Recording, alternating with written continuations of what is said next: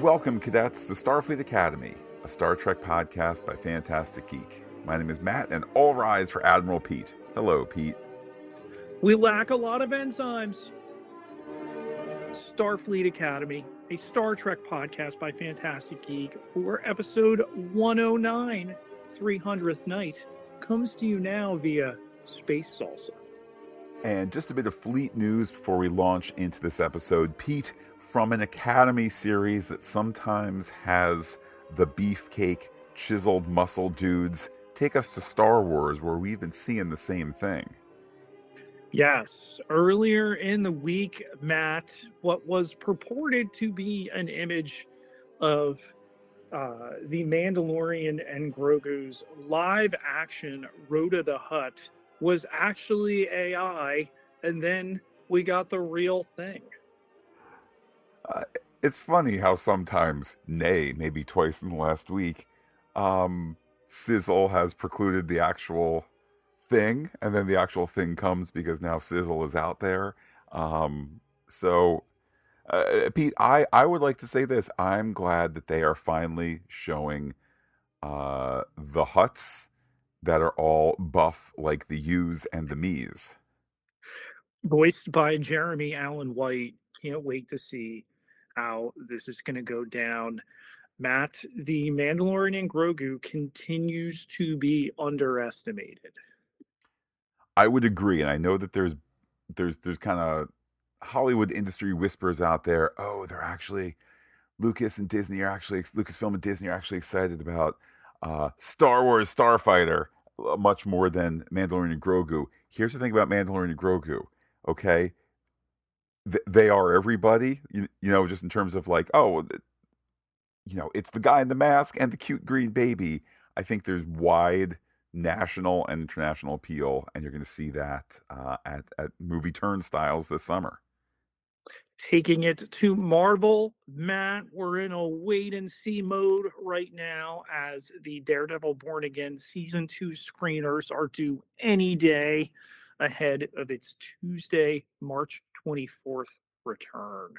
I cannot wait for the series to return. I cannot wait for our podcast for Daredevil Born Again to return. I can't wait for all those characters to return, for Jessica Jones to return. Pete, still no rumors out there about some of those other familiar faces.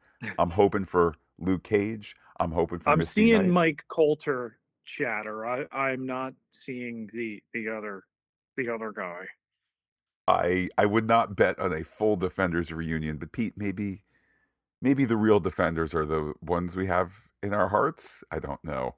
But Pete, from Marvel to DC, again, the same thing in the last week. I guess it was more, there was a leak, or was trailer coming tomorrow, and then there was a leak on the today, whichever day it was. So then DC Studios released the trailer that same day, and we now have 2.5 minutes of footage of that Lantern series. Yeah, really, really excited about this. Kelly MacDonald as a sheriff in a DC Studios joint. Like, give me more of that. We have a committal of a month now in August.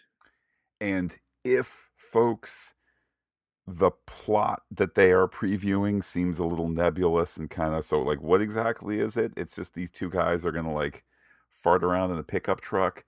That's because whatever it is, and there's theories out there, and it's maybe a podcast discussion for another day. But whatever it is that they are looking into is directly involved with what's next for the DCU, what's next for Superman, Man of Tomorrow. So I think that's why it's a bit coy, because they don't want to reveal, again, whatever it is. There's theories out there, but whatever it is, it's a big giant thing that's going to change the trajectory of the whole universe and be a threat from this. And does it deal with Peacemaker that's in the next Superman movie? So that's why it seems like they just go around and talk to Kelly MacDonald in diners about stuff. No, there's more there. Bringing it back to Star Trek, Matt, do we need a button by this point, right? A panic on the bridge button somewhere in our studio.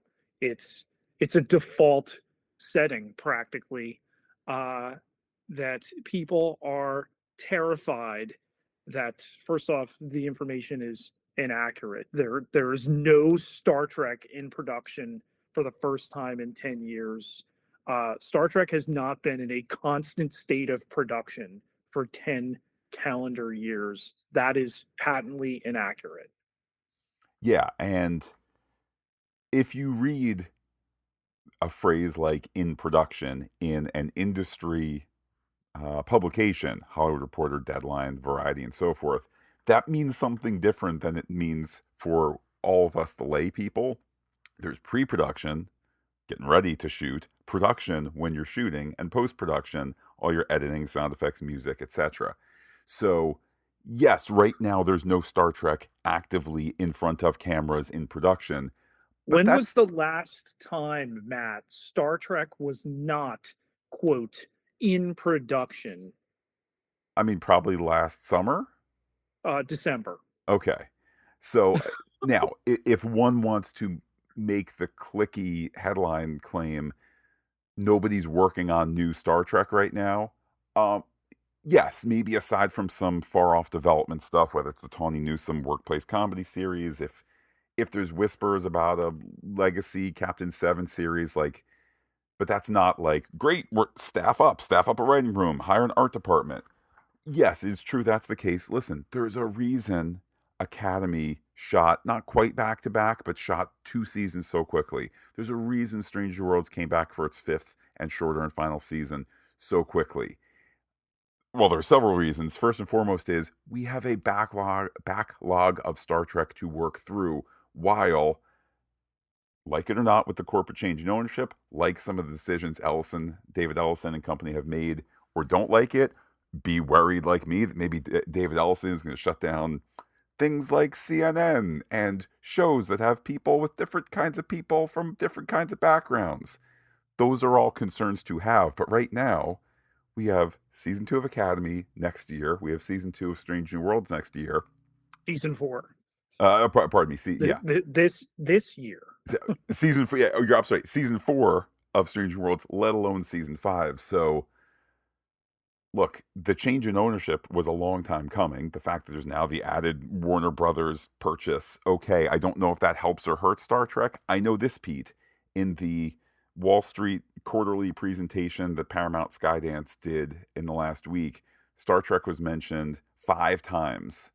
And in the name of we have things like Mission Impossible and such and such and such and such and Star Trek. So has old Paramount ownership done that before? Yes, with 1,000 bajillion of these Star Trek movies that never ever had any intention of getting made. But Pete, I will take mentions to Wall Street that Star Trek is an important thing to Paramount Skydance. I'll take that versus, hey, did you hear they didn't mention it at all? Maybe they're just going to do a shutdown and figure it out in a couple of years.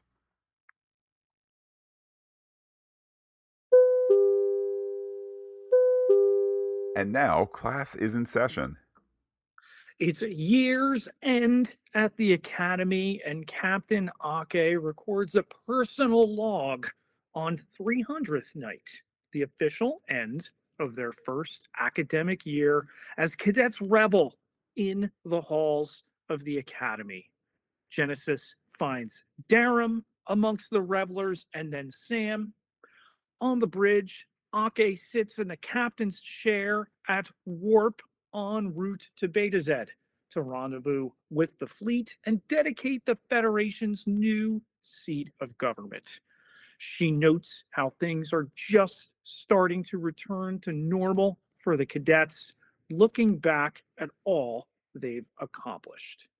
In his quarters, Jaden Cragg lights a bowl for the Rushta ritual that bonds Klingons.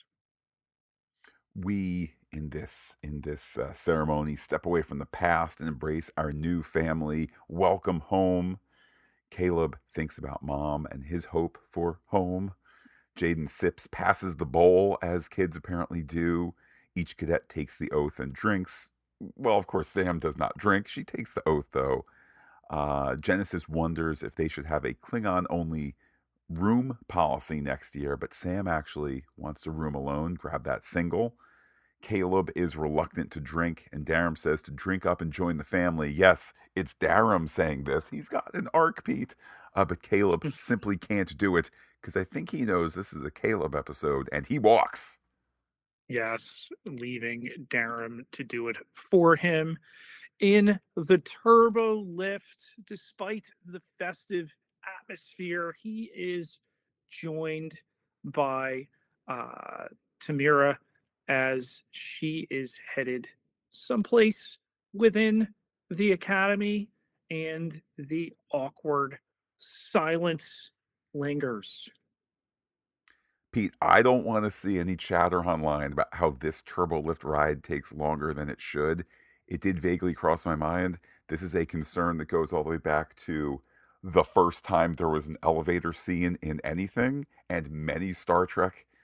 Believe me, much digital ink has already been spilled as far back as the 90s about the last time they went from deck 12 to deck 22. It took such and such. And this time, yes, every conversation is the length, or pardon me, every turbolift trip is the length of the conversation, nothing less, nothing more. I do like, again, there's just there's juice between these two characters and two actors here. Caleb has a list of boring topics to discuss, ready for this situation, divisions and so forth. But none address Tarima's concerns about seeing each other naked and her killing people with her mind. Uh, there's a slight recap quality here. There's a jauntiness. There's a sadness. It's great what's done in this scene. And as the lift fills up, Tarima now walks because Pete, this is an episode that when they want to end a scene, somebody starts walking. Yes.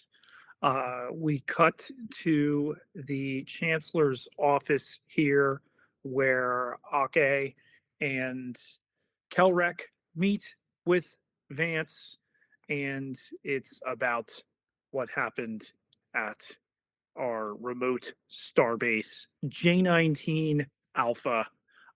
What was taken there now? We've combed through the records, Matt, of what was taken, because a few hours ago in sector 953, outside the border of Federation space, Nus Braka detonated a single particle of Omega 47. Omega, of course, first coming up, being discovered all the way back in Star Trek Voyager. This Omega 47, 47, of course, the Star Trek number, a synthetic variant of pure Omega, with the destructive capacity in the same apocalyptic range. I have to admit, Pete, I did not overly remember the Voyager episode here, but what a great storytelling tool Omega 47 is, shredding the ability for warp travel in an entire sector for millions of years. I mean, I'm reminded, Pete, of how in the Next Generation they tried to do speed limits to stop space pollution, and that lasted about Hmm. 4 episodes, and they didn't really mean it. This here is a story device. If it explodes, and I know we're going to have it in a completely useless and uninhabited sector, uh, by way of demonstration in a little bit, but just a very kind of potent weapon to say, I mean, millions of years, there is no fix. It's a great story tool to have here. This one, of course, now tied to time delay devices, billions of lives being set off. However, Vance, who, by the way, Pete, looking a little shaggy here, it made me wonder Yeah, I noticed that as well. maybe he's prepping for another job, maybe the Mummy 4. I don't know. Either way, I would have been a little early.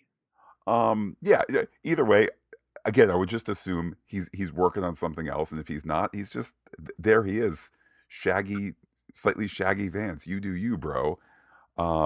However, the Federation, the ship, and so forth, everybody is not going to abandon Beta Z. We're going to triple security. We're going to get the cadets where they're headed to, and it's a waiting game. But neither Kelrek nor Ake are comfortable waiting, so get ready for some action. To Caleb's dorm room, where the digital dean tells us that The Talaxian furfly of Specialist Krebs is now missing. Was last seen entering a replicator. We need the season 2 episode completely from the Talaxian furfly's point of view. Um, there's a little bit too much Digital Dean. I don't remember. I don't think it's the line here. I think later on I have a note, but Hmm. uh, More Talaxian furfly lines, fewer like, "Hey, young people are doing sex things at Starfleet Academy." that's the line later on. But in this scene, Caleb is resting in his quarters, and Sam. I don't quite know the proper verb here. I said zips in, pops in. Blips, he calls it. What does he call it? Blips. Blips. That's probably best of all. It certainly is not a transport since she's holographic, but she wonders if he acts like he can compartmentalize, i.e., putting up a false front. Sam has gone through her old memories and did not like who she was. And Caleb is still monitoring comms channels for mom. Maybe she never sent one out. He's been looking for coded messages. Maybe she's not reaching out anymore. Maybe she can't. Sadness in his voice. Sam suggests that he think like a 6-year-old genius. Think of a simple encryption key, something personal to that 6-year-old Caleb. What if, Pete, we had some of that stuff from the flashbacks at the start of the series that may have been shot for this episode? I was just gonna say. And there's mom talking about Ishani, a moon. What if we use that? Pete, I'm not entirely clear how this decrypted thing works. How about this? It works on screen when he puts the code in. And Yes. there it is, Pete. Mom has been reaching out for the last 2 years. People have suggested it's way too simple. Just an alphabetic break would take moments to to get that code. But sure enough, all of these encrypted messages await him as we head to the title card. After which, of course, he digs into these 2 years, catches up on 2 years of his mom's messages to him, everything from her whereabouts to his birthdays, including the most recent message from 2 days ago that she's aboard the cargo cruiser Hemshire en route to Ukek, but won't be able to stay long because the Venari Rawl is starting to move into that sector. She tells him to go to the trading area and the market there alone, where she'll wait as long as she can. As Caleb cries, Sam notes Ukek is well outside Federation space, and a level 4 threat flashes on the pad with a Venari Rawl invasion imminent. Since it'd take Sam about 14 hours to reverse the encryption to contact mom, Caleb goes to the Chancellor, now Chancellor's plural, office. And Ake and Kelrick are there planning a way. Caleb overhears that the Federation is on lockdown. The fleet will be staying put in its current positions, particularly with 2/3 of the fleet at or around Beta Z. Caleb says his concern can wait and it's not important. He keeps on walking in those halls. He sees Tarima in the hall. He hopes that she finds peace, and he notes that her name sounds like music, which is a lovely little rightfully flourish there. We see the Athena continuing at warp, suggesting a small passage of time, and now we see Caleb prepping a shuttle. Sam blips in. He's not going to let her come along, but she wants to be able to make her own bad decisions. They discuss the difficulties of launching a shuttle out of a warp bubble, creating its own, making sure you don't explode everywhere. This will require computations faster than a normal computer. So either take Sam or become subatomic dust. And Pete, that's how the duo for the episode is made. But wait, Pete, there's more. There is. Genesis has found them here and wants to know what they're doing. Wait, are you stealing a shuttle?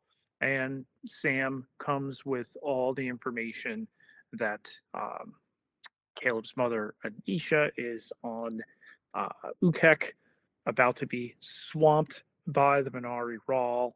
Um, and Genesis is trying to get them to leave the shuttle when Darum stumbles in and wants to know why they are on a shuttle.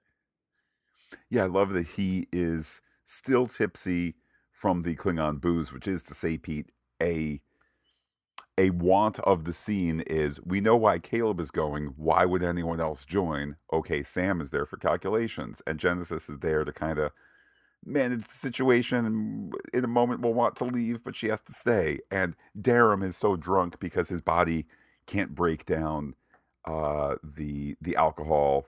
We've seen his strange digestion in the past here. So again, I just love the extra effort. It's not just like, and I will go with you, and I will go with you. It's a variety of reasons. Genesis, as I said, is kept here so she doesn't tell on them. They Judgy Genesis. we can't have Caleb drunk the entire time, so he vomits glitter, and that's now his body has gotten rid of most of the alcohol here. And they are able to launch successfully from the Athena and then turn a left at the transwarp tunnel. Next stop, Ukek. Yeah, saving 30 hours in the transaction there. Uh, cut to the digital dean's first silly um, thing there about maybe getting a cup of coffee because you've overindulged a little too much and sanitizing your uniform. And then it's actually your uniform as cadets are getting ready to be offloaded. But we have in Craig's, uh, it's not Craig's quarters actually. It's Caleb's quarters where Crag has found the pad there with all of Anisha's messages that he hands to Tarima, and they know there is trouble. Um, Back to trouble in the transwarp tunnel here, where one of the nacelles has gone down. I love the Darum line. But we had two nacelles, so we don't fly in circles. And here is where he vomits. Pardon me, Pete, that I advanced the amusing vomit glitter. But we get an act break. The glitter vomit that has destroyed Star Trek yet again. Oh man, when isn't Star Trek much like this shuttle about to tear itself apart? It's part of the nature of the thing. After the act break, Reno goes to see Ake. Is the Federation response to all of this predictable and exactly what Nus wanted? We have Jaden and Tarima come by looking guilty. Then we head to Ukek, perhaps shades of, was it Orion at the end of season one of Discovery? Regardless, Pete, it's a town of nighttime vendors and fans. You can tell by that. That combination is always very, very bad. It's a slightly chilly place, so people cover up, and they sell stuff at night, and there are fans, so it's a bad place. Our I cadets, would say a far more compelling use of the hollow wall than we've seen of late. um, that is a great observation. I certainly was aware that there were some scenes where the camera pulls up and we see extended stuff in the distance and so forth. I actually had not clocked it as the hollow wall set, so that is a compliment to Because they dressed the heck out of it, right? Use the foreground. Don't just use a circular thing, right? Like Darum's wedding moon, and probably had just been vacated for Strange New World. Get you guys in there. Nobody will notice it's circular again. No, people notice. um with our cadets looking all incognito, uh just in case you thought it was just a town of nighttime vendors and fans. We see that the vendors are being shaken down by the guards. There's the reminder, almost like a Chekhov's gun reminder, that we need to keep the badges hidden. Darum Genesis wants to to barter star charts for spare parts. Wow, that was more difficult to say than it was to write down. Barter star charts for spare parts in order for them to fix the shuttle. And with that, Pete, because it's the end of a scene, Caleb is going to walk. Yes. So back to the chancellor's quarters, where she is updating Vance on that the cadets have jumped to Ukek, and this obviously complicates what's going on there. Yeah, the notion here is that Ake is told to stay on Beta Z, everything stay put. But of course, Vance tells her not to BS a BSer. She's going to keep her promises to the kids, and Vance wants her to go to the edge of the Federation border, keep in touch, use his personal frequency. With that, the doctor arrives, and wondering why haven't we left to go save Sam. And Ake wants the cadets currently on the ship offloaded before they go, because this is going to be a grown-up mission. Back to the market here, where Caleb is lurking around. And here's the subtitled language here that one patron is speaking to a vendor, continues to follow that patron, who then pins him to a wall with a blade to his throat before he removes his mask, and she recognizes Caleb as her son. Indeed, each person's eyes recognizing the other. The moment is perhaps a bit drawn out, but it certainly is well earned after these 9 episodes. We have an act break and they're still catching up. He's so grown up. They mourn the past apart and celebrate the present. He has survived. He's found a place that takes in strays. Of course, he's not going to say, I'm a good Federation kid now, going to Starfleet Academy to hold up Federation ideals. She reminds him that he is brilliant, and he mentions he has crossed paths with Nus Braka. What happened on Goja 5? He had tried to make contact, or pardon me, Nus Braka did make contact with Mom. She made a deal with him. And with that, Sam pops in, lets in Genesis and Darum. Cadets meet Mom, but we're not going to call you cadets because, again, Mom's concerns about Federation things. They're just his friends from all over. But Pete, they have clean fingernails. Soft people, soft kids these days. What with their hollow vids and their Skypes and their it's just terrible, Pete. It is probably space vaping too, right? Would we have a replicator vape at this point in the 32nd century? Oh, undoubtedly, undoubtedly. So that they're healthy, she can't buy that they are from around there, but she does like her tech, and she sees all the parts that they have there that distracts her from those other details.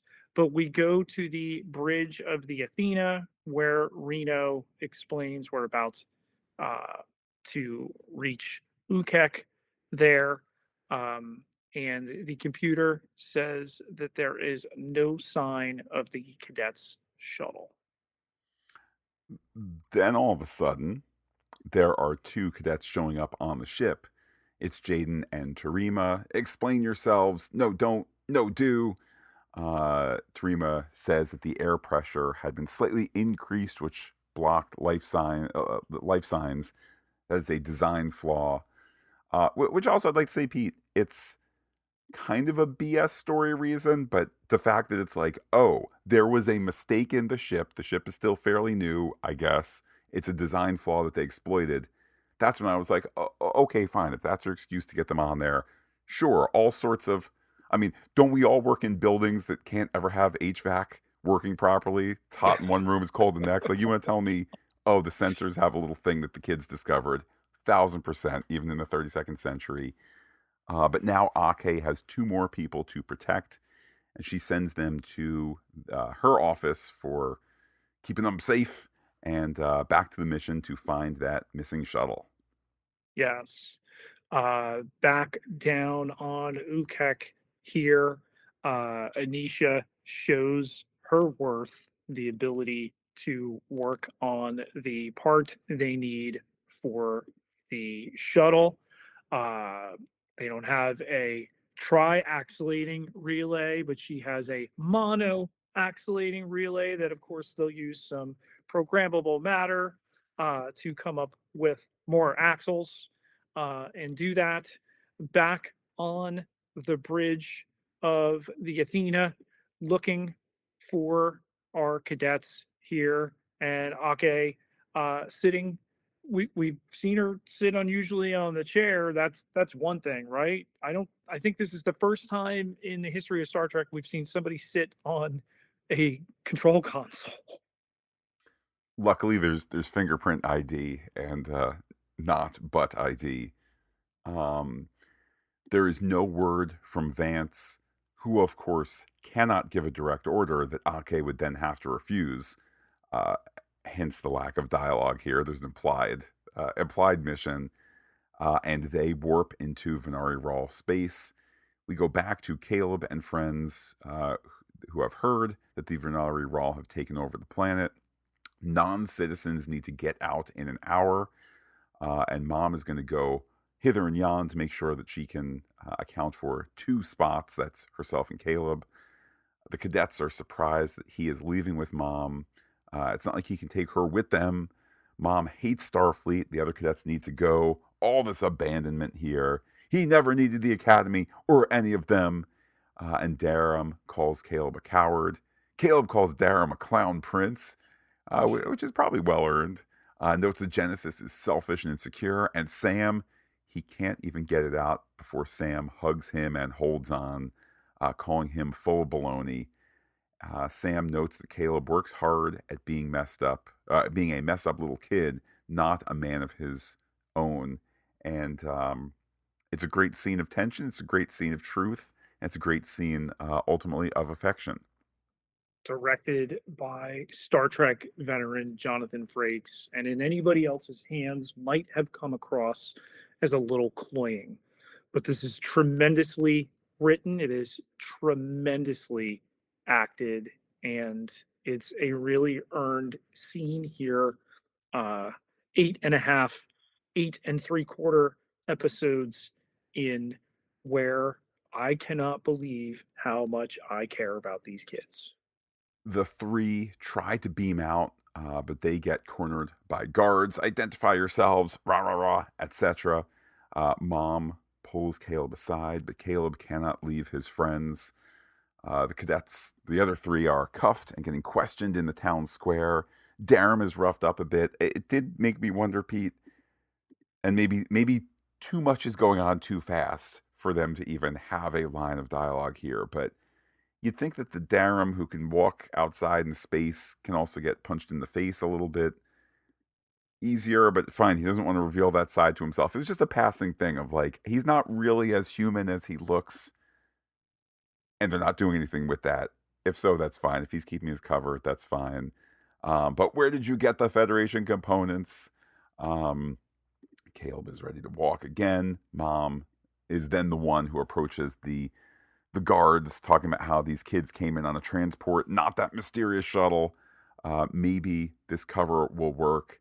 Then we have Ake phoning in via communicator, but Caleb holds up his and says that he won this comm badge from a guy losing at dice, all the way over there, 2 alleys over.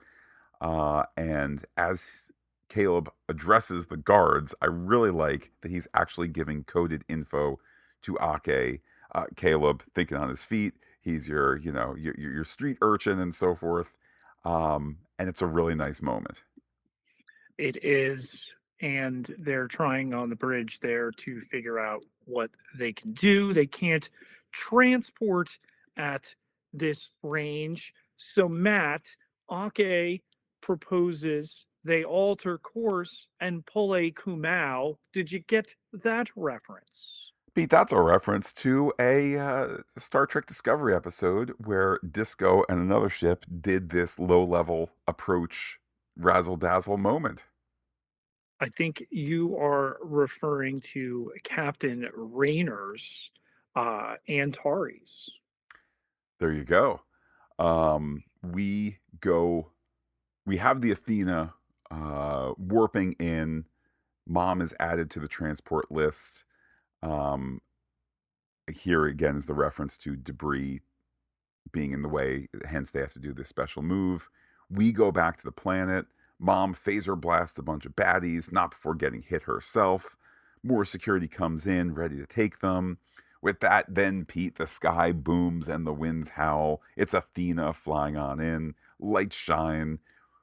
For once, this scene is properly lit. I don't know why we're still in the era of underlighting stuff, but there you go.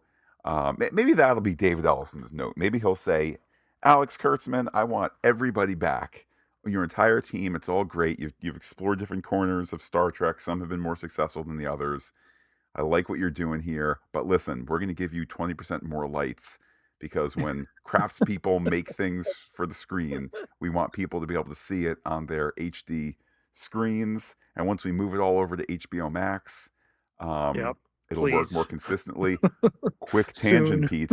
I did read an interesting observation in the Hollywood Reporter that said essentially it was this: surely once Paramount Plus, which has value in its catalog, and HBO Max, which has value in its catalog, once they are combined, surely it's not going to cost the same as HBO Max or Paramount Plus. And I said, ooh, I cannot argue with that logic. The price will go up.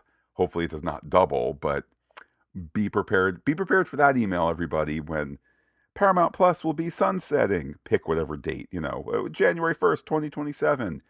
But your thing will be transferred over to HBO Max. And for all that added value, we're only going to increase the per month cost of HBO Max by $9 a month. Just get ready for it because the logic checks out. It's a coming. With the passengers secured on board, the Athena starts to whip around here, but not before a number of incoming torpedoes are dispatched, and then they hit the gas to warp, with even more on the way. I like that this show has the narrative confidence in this instance with the torpedoes. It's happened several times in the last couple episodes where things are happening so fast that they say there is a situation and they don't show the exterior. I don't need to see three Venari Rawl ships firing three torpedoes when on the bridge I can have Oscar winner Holly Hunter be like, oh, this, that, the other, let's go faster. And, our other great actors doing all their stuff. Plus, it's also way cheaper to just be like, act like there's torpedoes and act like you're making warp go, and then we'll all act relieved. Again, I think it's a sign of narrative confidence that you don't need to always show. And what we do need to show, however, is the Athena coming out of warp because of an isolytic charge, and the three Venari Raw ships grabbing on to tractor it and nearly pull it apart. Yeah, we've got Mom headed to the med bay on deck two. We've got Darum and Genesis taking stations. We have structural integrity deteriorating 30 seconds until collapse. Thank you, story clock. Ake gives an all stop. She prepares to cut the saucer. But wait, that will result in the atrium being lost. And I clutched my pearls and said, you mean the largest set ever created for a Star Trek show that at this point in production they probably had either the official green light or a soft green light to continue. I hope, Pete, this isn't theories yet. I'm just sharing a hope here. I hope they'll be able to retrieve the rest of these expensive sets still in use as of a couple weeks ago. But with that, the saucer, which by the way, as nerds like me sit up and go, there's no warp drive there. The auxiliary warp nacelles within the saucer are power is transferred to them, and I say, okay, game set match there. The saucer warps home. Pete, happy ending. Well, Ake's seen the season 2 scripts. She knows she may even have seen the season finale at this point. She knows that, Nus Braka is not keeping her ship. It's not, "You will not keep my ship." It's, "He's not keeping it," with certainty there. But Reno notes that long range sensors are detecting more of the Omega mines. And oh my God, Matt, so many. Yeah, it's a nice visual. Maybe I don't know. Would you? Not if you're on the inside. Either way, Pete. I think that you could say anti-wall stance taken here from Star Trek. Um, but with yeah, it's a great visual surrounding the Federation, a line that cannot be crossed. And I think, Pete, there's an argument to be made that one could end the episode there, but wait, Pete, there's more. There is they're of course going to hide in a nebula because that is the only place we can ever hide in Star Trek. Never any other phenomenon that could possibly mask our signature. The doctor is tending to the phaser wound that Anisha has suffered. She will be fine, almost as good as new, but she snaps up, and just as she's about to get her bearings, the last person she wants to see, uh, Captain Ake, who split her from her son all those years ago. Hey, it's like the first episode here. Poetry, circles, etc. And here again, we see. I like the visual. It was momentarily, just for a split second, kind of confusing, but within the nebula, the Athena is kind of almost on the side of the wall as we hear Reno trying to communicate, Mayday, Mayday, will there be any answer? Wider shot, wider shot. Um, and kudos to the episode. It's not the greatest dramatic decision ever made, but kudos to the episode giving kind of sad reflective music over the credits as opposed to, hey, we're done with the episode, put it into the normal framework that we use, because it really is it's a good cliffhanger on which to end the episode. Red alert. All hands stand to battle stations. Pete, we have a tactical analysis of this week's threats. Let's start with Omega 47. Rip the first 46 omega synthetic particles, Matt. But no secret here that episode writer Kirsten Beyer, huge Voyager fan, got her start into Star Trek, writing a number of Voyager novels, and has really been the holdover from that era of Trek. So, of course, she's going to dip back into the Voyager lore and bring that over into Starfleet Academy. Is it my recollection from the Voyager episode that it is more a like a theoretical threat than one that is actually rolled out? Like it's kind of the nuclear mutual destruction option, but it's not used. Is that correct? Well, they discover it, and there's the whole ethical concern about, what if this gets used? It's the analogy, right? Yes, and I like that on the one hand. I mean, so there's been the one detonation in this episode. I like that they are giving the impression that it really is going to do the thing that it says it's going to do. I tend to doubt that, although it's maybe something to consider in theories. What if they do just have an insular federation? But it's a, it feels like an expansion of the threat, is what I'm trying to say, even though it really has yet to be unleashed. But not unleashed, which is to say, causing quite a bit of trouble in this and a bunch of prior episodes, is this Venari Raw Empire out there in the wastelands.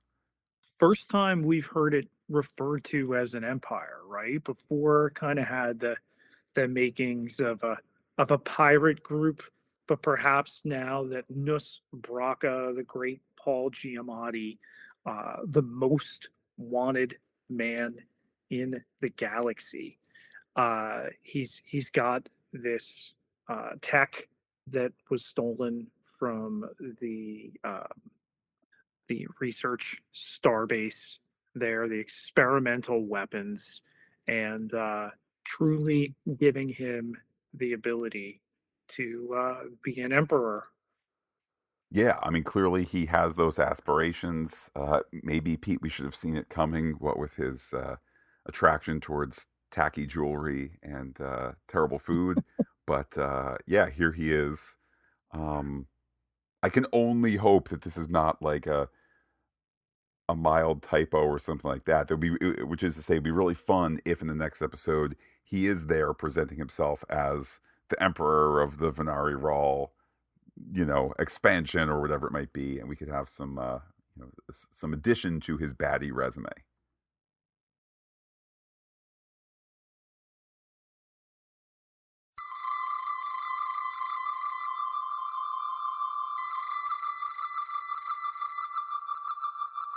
Let's use our long range sensors to scan for some theories. And Pete, I know it's out there that that Nus Braka probably will not be making it to the second season. Therefore, we can He is infer some not stuff. in the second season. We can just say it from Paul Giamatti's mouth. He's kind of in demand elsewhere. Oscar nominee Paul Giamatti. Okay.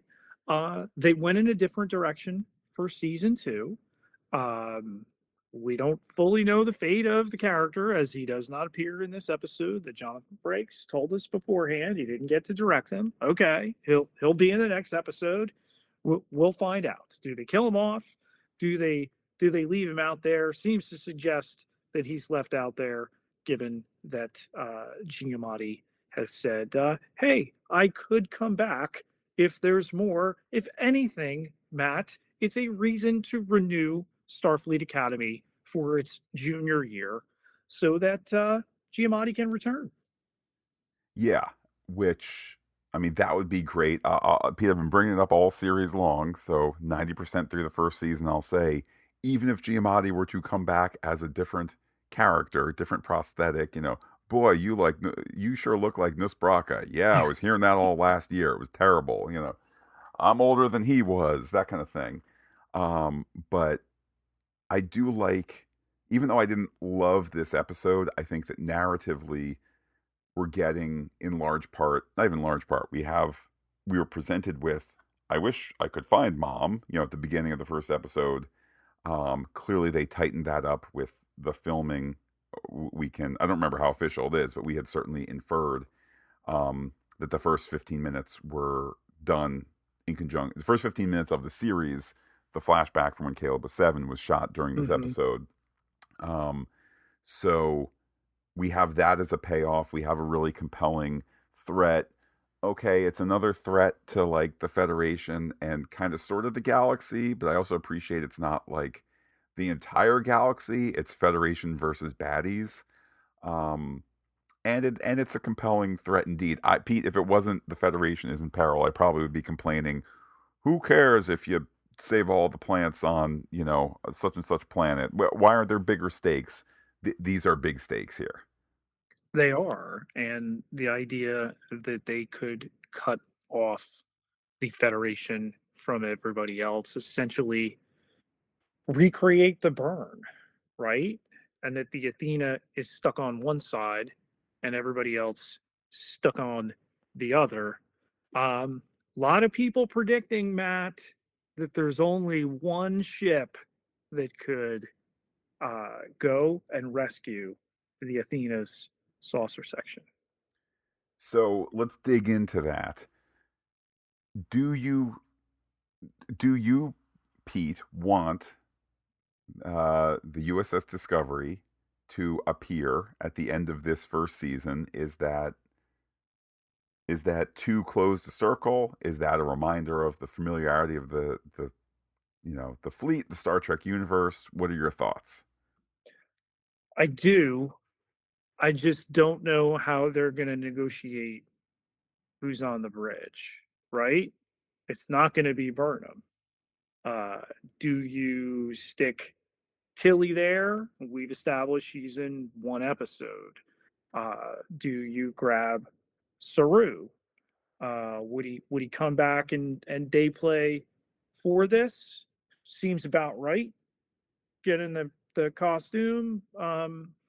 It's a possibility. Do you take one of the many other bridge players, be slightly more affordable and do that? Do we even need to see the bridge? Hey, it's the Discovery, and we're here to tracker you to get in, and we're gonna spore jump and all that. But they've created a situation that just screams that Discovery is the Deus ex machina to get them through here. So, a couple of narrative thoughts, a couple of real world thoughts. First, a real world one. At the time when this season was produced, did they still have a Discovery set somewhere, like packed away? I know it No, was it's you. so it's several times. This is the Discovery set, Okay. the bridge. It had previously been the bad guy ship from Section 31, a streaming Star Trek movie that is bad enough that I need to remember that. So it's on its third iteration at this point. The idea that you're going to redress it, no. So that may, in and of itself, answer that question. We use the digital asset of the Discovery, and somebody's on comms, or Matt, maybe I just don't know enough into the tech side of it. Do you AR wall the bridge over a view screen? It's a way potentially. I mean, listen, the cameo would be Discovery. If they did not 3D scan the Discovery Bridge, particularly, Yeah, let's that's say from, malpractice.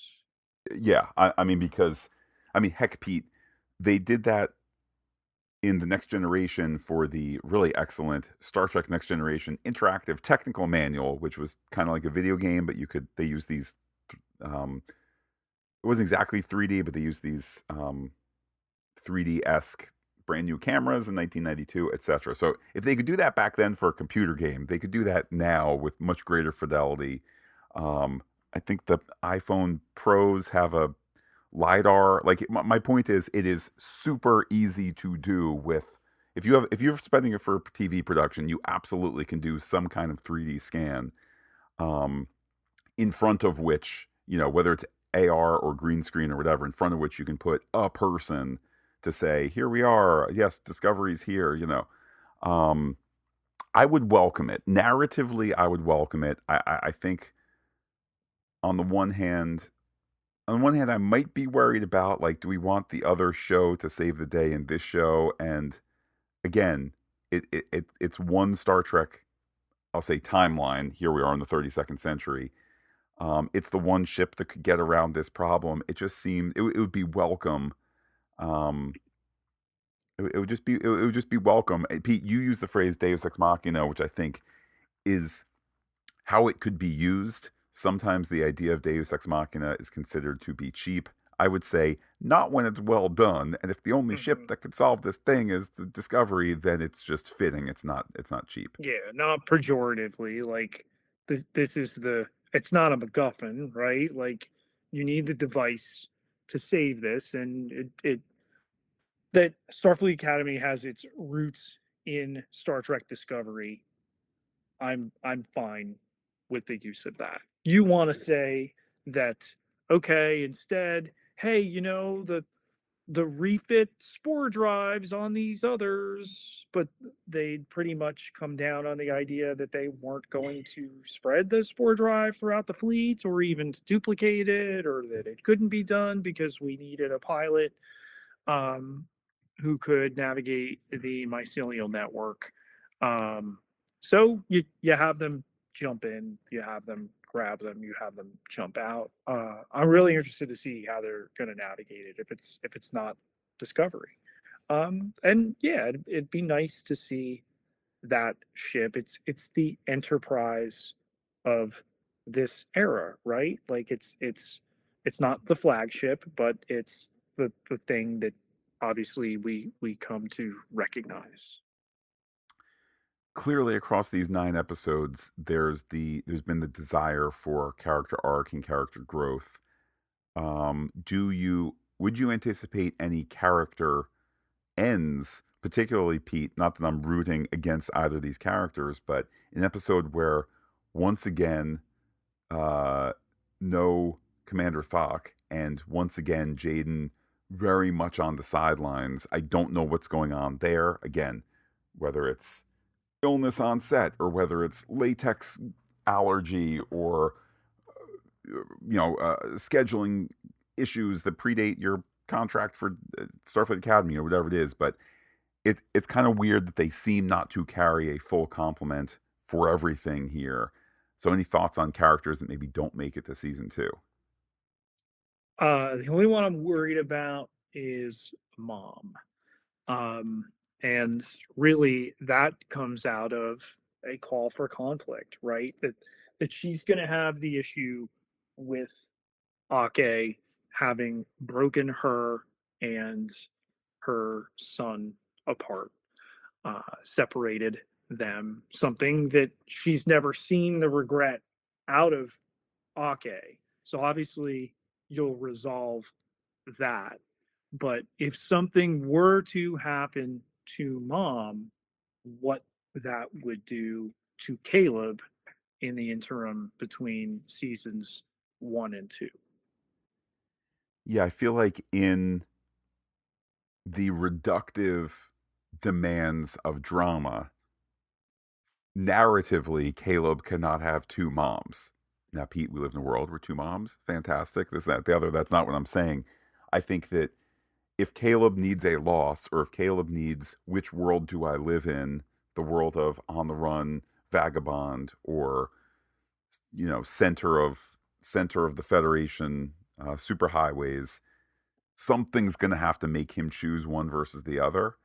Um, now that I've argued for that, I'd like to maybe sail against the wind in terms of, is it so obvious, Pete, that Mom must die so Caleb can live the Star Trek future?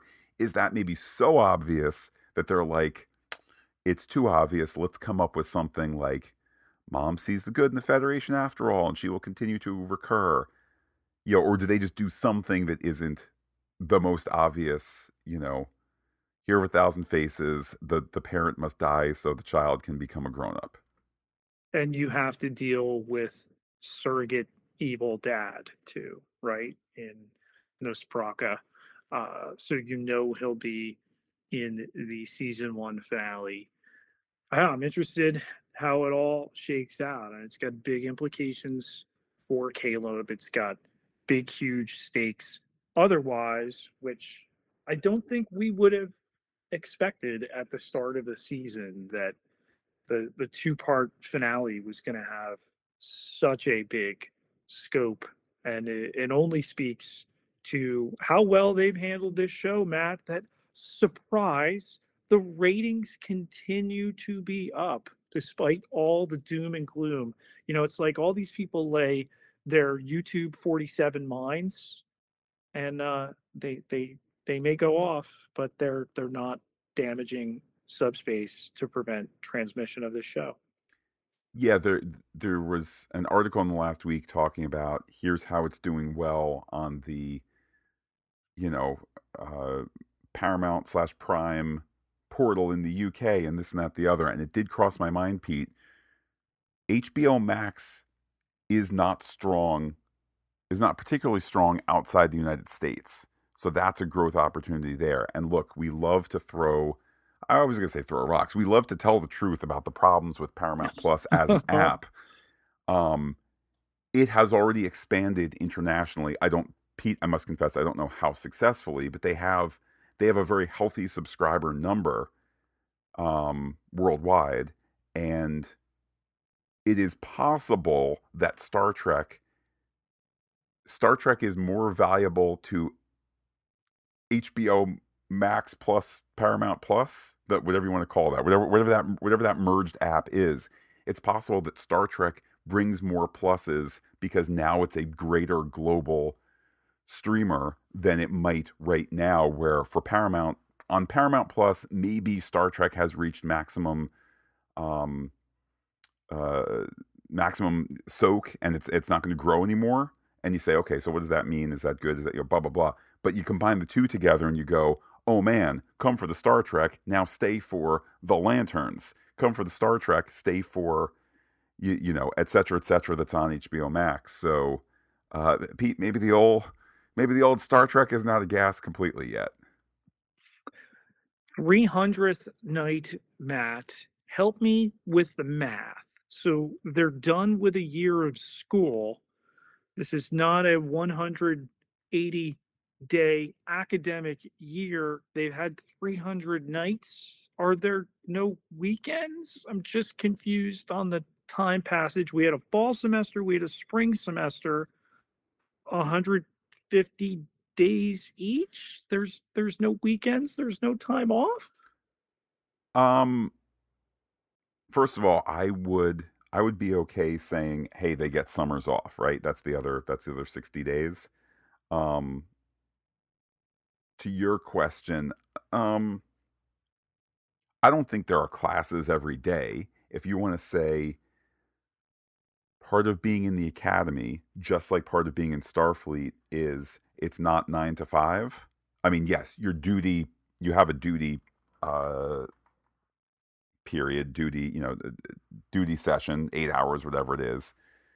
Um, but if you want to say, like, when you're on a starship, you get off duty, you then don't say, great, now I'm going to pop over to Brazil. Like, no, you need to stay on the starship. So if part of being in Starfleet Academy is, yeah, you're here for the whole semester, and on weekends, yes, you have 2 days off, or maybe around the whatever secular holidays that the Federation enjoys. Maybe it's a 3 day weekend, but that still does not take away from the fact that the naughty kids are still on toilet scrubbing duty, and you still have your term paper due at the end of the first term. So got a 3 day weekend. Better hit that library and get more info for it.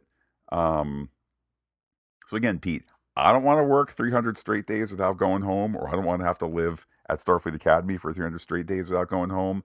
But Pete, I'm not called to the Star Service the way these kids are.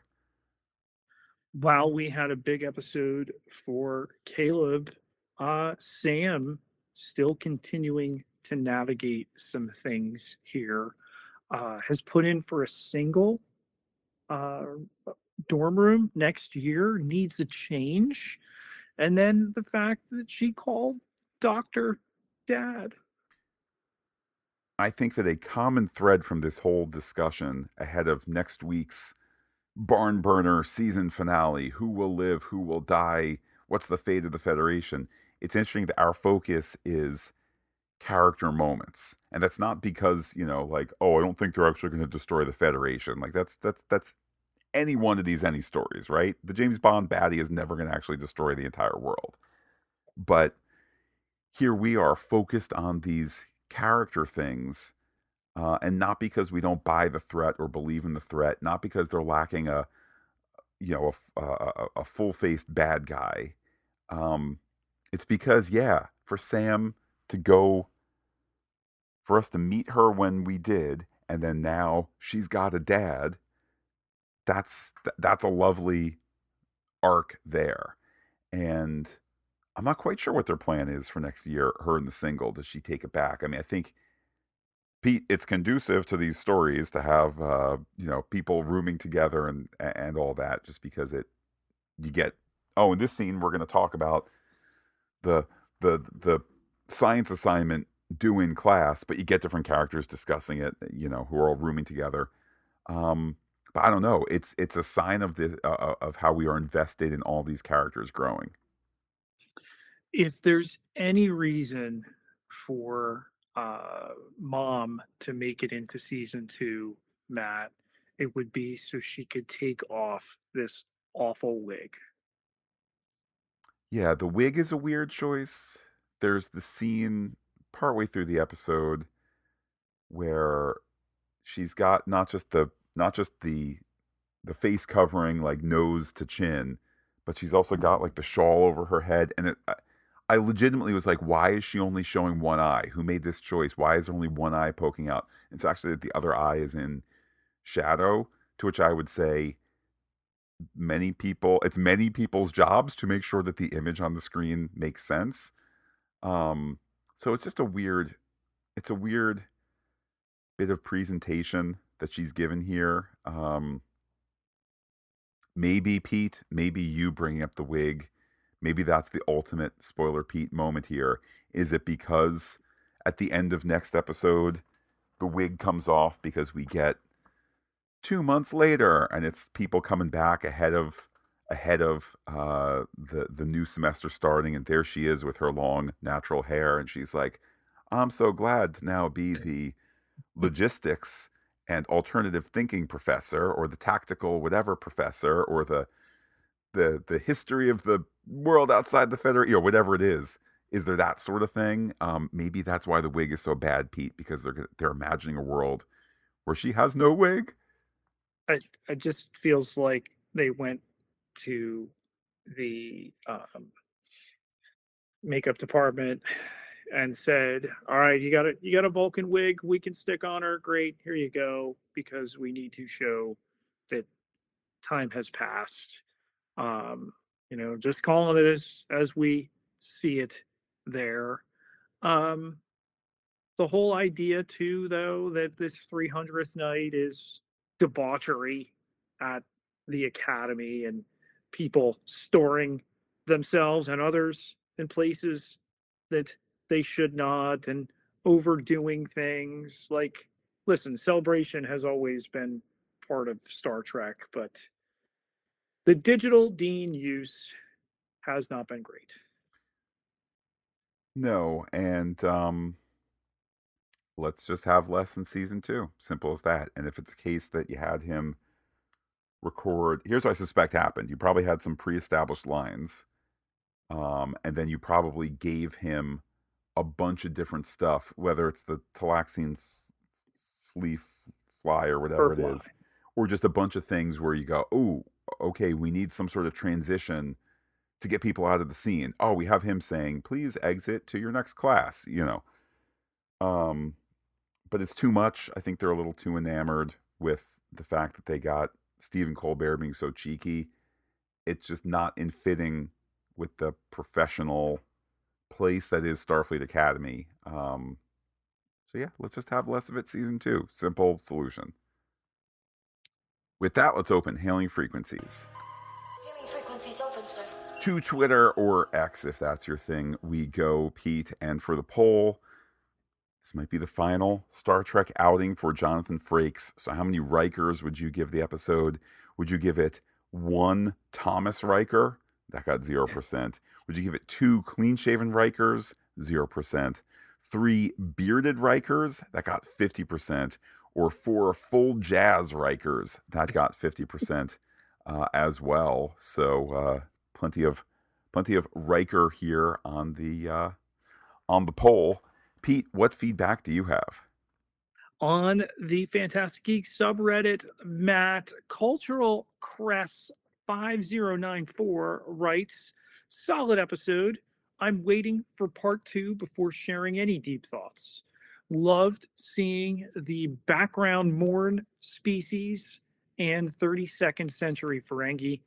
And favorite moment was Raimi's line defending the importance of Crag's ritual to the Klingon cadet. Also enjoying that this two-part finale is feeling like a crescendo for the variety of character beats through the season, plus some likely plot twists. Looking forward to the Phantastic Geek take tomorrow. Stay well, friends, spelled with a PH. Not sure why this showed my display name as Cultural Cress. This is Dustin. Also, now I see I left this comment on the wrong post. I am not much of a Redditor, may just stick to email going forward. And Dustin spelled that as well with the PH. He had commented on the episode 8 post from last week. Pete, it sounds like that all you had to do, Pete, was type in Ishanti or whatever the moon name was in, and the message. Shawnee. There you go, Ishani, and it got here just the same. So thank you, Dustin, for that. And I did not love this episode. I think it's an interesting comment. To best judge it when the nominal second part comes out next week, which I think is a great observation. Tips247 writes in episode 9. Pretty sure a simple password like that could be broken pretty quickly. The UKEC marketplace looked familiar, maybe like someplace in Picard. Another good episode, great acting and character development. Caleb was the standout, great juxtaposition for him between his old family and new. Thought the music stood out this episode. Also, the CGI, more cinematic tone overall. Hope they saved some budget for the finale. As for the password, and again, I don't know that we are meant to fully understand the whole subspace email thing. Let me just, in defense of the story, let me say this, Pete. While Caleb is here existing in the world of, Gmail and Yahoo Mail and all that, and multiple levels of security and two-factor authorization, maybe mom is just using the Star Trek equivalent of like that old Hotmail that was set up in 1997 that still has a basic password, and it's all so off the beaten track that nobody's looking for it. So the fact that it's a simple password also means like, who would check a Hotmail anyway? Either way, it's one of those things. I mean, I ultimately kind of share the frustrations, but it's like it works because it does, which is not always a great answer, but it's what we got here. And Pete, what we got here next is some info from Fred in the Netherlands. Hello, Matt and Pete, and all listeners to Phantastic Geek. This is Fred from the Netherlands with a little feedback for Star Trek Starfleet Academy Season 1, Episode 9. Best episode of the series so far, and that's not only because Tatiana Maslany has more than 1.5 minutes of screen time, like in Episode 1. The only downfall is that it has a terrible cliffhanger, but fortunately we have another episode to go. The ending is quite TOS-like in the sense of the whole Federation or Earth will be destroyed for sure, and the only ship that can save the day is the Enterprise, or in this case, the USS Athena. I like the world building on UKEC. This market gave me quite a bit a Star Wars-like feeling, by the way. I'm happy Caleb found his mother. Well, of course I'm happy Caleb found his mother, but within this season, this could easily be a story drawn over 3 seasons, the search for mother. But fortunately, they didn't. What am I more curious about? How the Federation will be saved, or how the encounter between Anisha Mir and Anala Ake goes? Greetings, all the best, Fred from the Netherlands. Pete, Fred's enthusiasm lifts me up moments after I said I was didn't love this episode. I don't necessarily agree with all of that, but still, I feel the uplift of Fred's positivity there. And I knew and know how Fred is a big fan of Tatiana Maslany. I hadn't fully thought ahead of the Fred clip there. Oh man, of course, this is what he's been waiting for. But how wonderful that it all seems to be clicking for him. I think his slight negativity on like, here we go where the stakes are super, super, super high and only the ship that is the star of the show and its crew can save the day. I kind of share that too. I don't know what the solution is because Star Trek isn't really set up to be multiple ships, multiple crews, even though that's how Discovery was pitched to us way back before any footage was shot. Narrative convenience, whatever it is. If only there was a way around it. I don't quite know what it is, but there you go. Well, I hope for Fred's sake that the star of Orphan Black doesn't orphan her son. Wow, well done there, Pete. And Pete, this outing, we have a crew with us, okay? We are not just the Athena out by our lonesome. It's those who support us on patreon.com/Phantastic Geek. So thank you to all who support us there for our Star Trek journeys, our Marvel journeys, looking ahead to Daredevil later this month. So thank you one and all. Yes, everybody who contributes gets access to exclusive content, all sorts of levels to choose from, but it takes just $1 a month to get you in that door. Can't contribute right now? You can get yourself over to Apple Podcasts. You can leave us a rating or a review in seconds and help us equally as much. And Pete, let's keep the pop culture conversation going, whether it's Star Trek, Marvel, Star Wars, DC. How can people be in touch with you to talk about those things on social media? You can find me on Twitter, on Threads, on Blue Sky at Peter, Pieterjkalar, Ketelar, 12,600 followers. Can't be wrong. And while I'm personally on Twitter as Looking Back Lost, do be in touch with the podcast. Comment on phantasticgeek.com. Check us out on Twitter, Threads, Gmail, Blue Sky, Instagram. But wait, Pete, there's even more. Facebook.com/Phantastic Geek with PH, all one word, like it today. And don't sleep on the Phantastic Geek subreddit at r/Phantastic Geek. Pete, this time next week, we will be talking the season 1 finale of Star Trek Starfleet Academy. In 2 weeks' time, we'll be wrapping the season as a whole.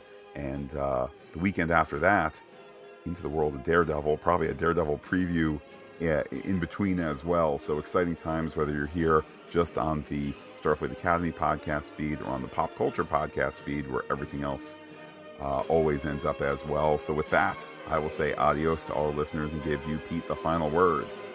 Class dismissed.